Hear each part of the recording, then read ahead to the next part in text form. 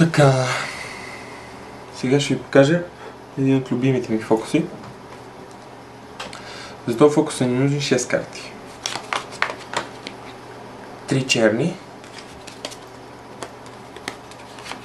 и 3 червени.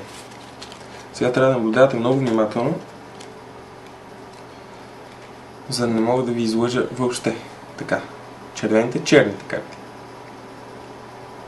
Слагаме една червена карта. Слагаме една черна карта.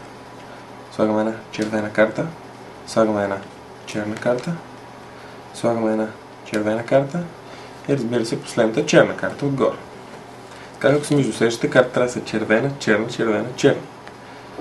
Да, ама не. Имаме една, две, три червени и една, две, три черни. Интересно. Според мен не наблюдавахте достатъчно добре, така че ви го покажа още по-бавно. Слагаме една червена карта. Една черна карта. Отгоре. Червена карта върху черната карта. Черна карта върху червената карта.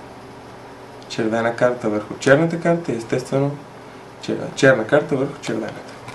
Взимаме ги и показвам. Резултат. Една, две, три червени и една, две, три черни. Добре, явно така не става. Ще трябва да пробваме друг начин. Взимаме червените карти и оставяме черните карти тук.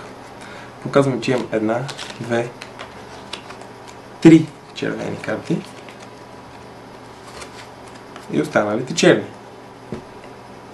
Така. Сега, ако сложим черните карти върху червените, без да ги мешаме, само е така, хоп. Според мен ще има някакъв резултат и то ще е такъв.